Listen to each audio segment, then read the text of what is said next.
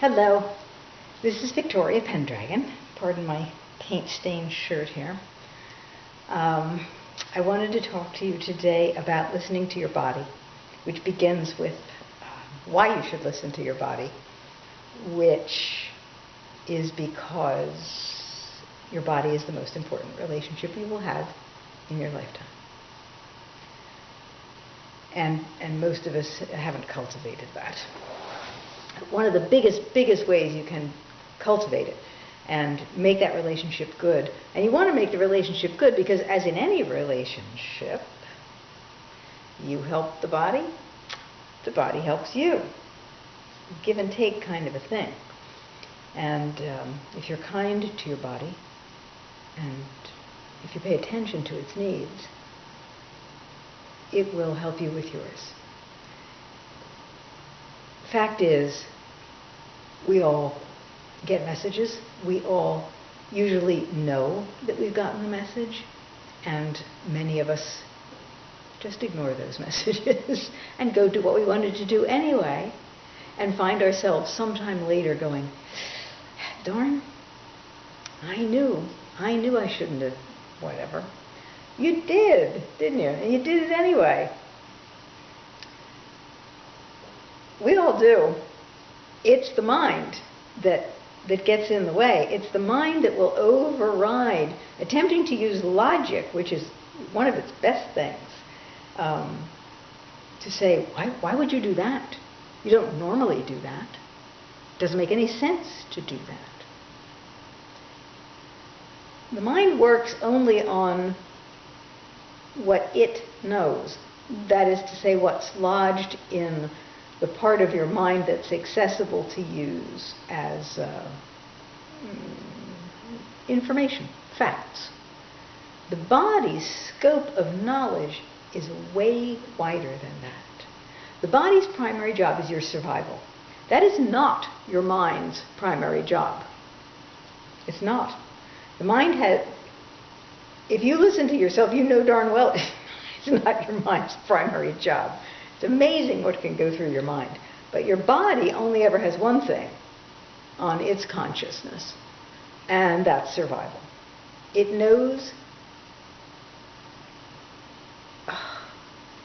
in an essence of perfection, what is right for you. Probably down to a grain of salt. What is a grain too much? It likely knows that, because it knows what it needs to live. And the body, being an animal thing, is going to be particularly attuned to what it needs to stay alive. And it does have a huge scope and picks up all kinds of electromagnetic energies, fields, energy fields from people, from places, probably things, and it assesses those things, and it tells you, don't take that road this morning. Even though it may be the road you take every morning. Just a feeling. Just a feeling. And that's what you usually end up a couple hours later going, I had a feeling. Yes, you did. When it comes down to very simple everyday things like eating, that voice can be critical for some people. People who are trying to not eat too much or trying not to eat the wrong kinds of things.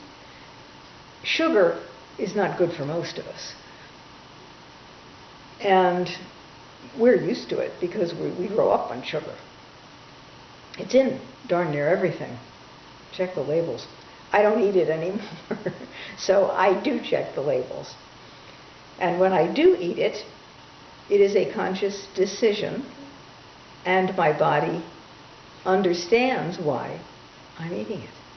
And it doesn't react badly, which it does, or had been when I was eating it as a pretty regular part of my diet. The body instinctually responds to foods that nourish it. I picked out sugar just because it's one that doesn't really nourish it. The energy it gives you is short-lived, and it's not a biologically sensible thing to eat. It doesn't pay for itself, as many types of food do. But your body will tell you when it's time to stop eating. And what most of us tend to do is hearing perhaps our mother's voice saying, finish everything on your plate, or waste not, want not, or children are starving in wherever they're starving. That becomes part of our programming that's in our ego process. And so we get to where there's this much left in the bowl, and the body's done. It's done. And maybe you heat it up too much and you don't want to waste that food because, waste not, want not. And so you eat it. Really? Because, back to the kind of balances thing, in the big picture, if you have to, quote, waste that food, if you have to throw that out because it's simply too little to save, it would go bad or whatever, or won't keep, you can bless that food as you put it in the garbage or take it to the compost heap. You wouldn't have to bless it to put it in a compost heap. That is a blessing, going into a compost heap. It's about to become food again. And you are, at the same time, as you do that, respecting the body's parameters for what it needs to be healthy and feel good. If you eat too much, you feel it later. You carry it around with you a bit. If you eat just enough, it's perfect. You're in a kind of a place of feeling just fine. But even 1 or 2 spoonfuls more, and you feel just that little bit full, that's not really a place the body wants to be. It has to work extra hard to take care of that. And by taking care of it yourself, by not doing it, you are saying to the body, I love you. And later, when you need it, the body will love you back. Later, when you're all filled up with food, and you go to somebody's house to visit, and you've had your lunch or whatever, and you don't need any food, and it's this person who worked, just slaved, you can tell. They knew you were coming, they made you something special. You have no room for it.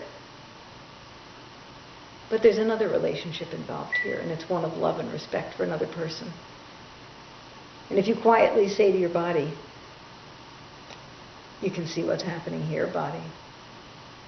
I'm not doing this for me. I'm not doing this because I want to do this. I'm doing this because this person went out of their way to do something they thought would please me. And I need to respect that. Chances are, after you eat that and you go away, you won't feel that fullness. Because your body will rise to help you. Because you've been helping it right along.